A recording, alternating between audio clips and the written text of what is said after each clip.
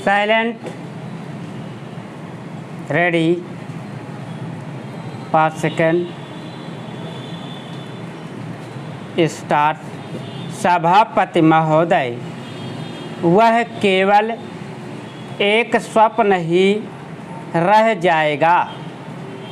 ऐसी स्थिति में मैं अनुभव करता हूँ कि आपातकाल की घोषणा की जाए और इस देश के जो बुद्धिमान लोग हैं उनको लेकर एक सर्वदलीय सरकार स्थापित की जाए।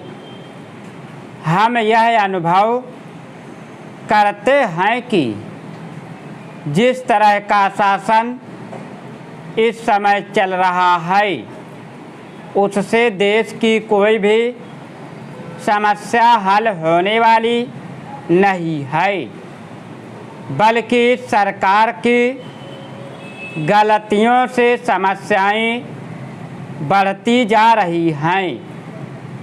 राष्ट्र की आंतरिक सुरक्षा के विषय में जो बिल मंत्री महोदय ने प्रस्तुत किया है उस पर अब तक जितने भी भाषण हुए हैं उनको मैंने बड़े ध्यान से सुना है।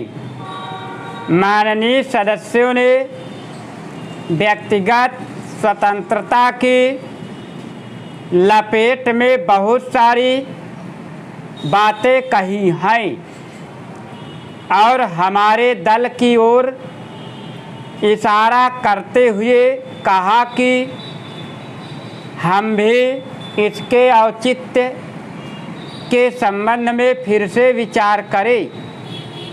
मैं जहां तक समझ पाया हूं हमारे गृह मंत्री जी को इस बिल को प्रस्तुत करने में कोई सुख नहीं हुआ,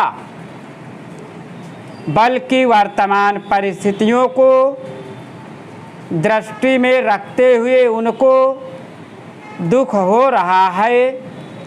आज जब हम नागरिक सुरक्षा, व्यक्तिगत सुरक्षा और स्वतंत्रता की बात करते हैं तो सबसे पहले उसमें व्यक्तिगत सुरक्षा की बात आती है।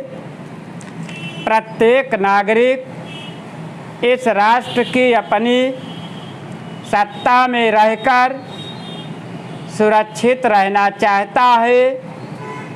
हमने इस बात की सुरक्षा अपने संविधान में दी है और यह आशा करते हैं कि राजनीतिक दलों में आपसी मतभेद होते हुए भी राजनीतिक मतभेद का आदर होना चाहिए। मतभेद होते हुए भी शांति और सुरक्षा बनी रहनी चाहिए।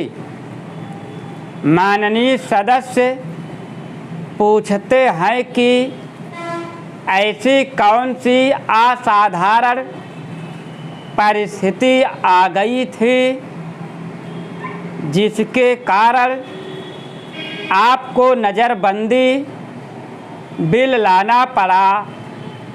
मैं आपसे कहना चाहता हूँ कि क्या ही अच्छा होता यदि नेहरू जी की उस बात को जो उन्होंने लोकतंत्र के संबंध में बहुत वर्ष पहले कही थी आज भी स्मरण रखते हैं। उन्होंने एक बार कहा था कि लोकतंत्र के संचालन और दायित्व निर्वाह में अगर किसी प्रधानमंत्री को बार बार पीछे मुड़कर देखना पड़े कि कोई छुरा तो नहीं भौंक रहा है, यह कोई अच्छी बात नहीं है। यदि ऐसी परिस्थिति देश में पैदा हो जाए सांप्रदायिक दृष्टि से देश के विभिन्न स्थानों पर सांप्रदायिक दंगे हो रहे हो, उनका सामना करते हुए यदि हम जनता को सुरक्षा दे सके तो फिर किसी बिल की आवश्यकता नहीं है। स्टॉप।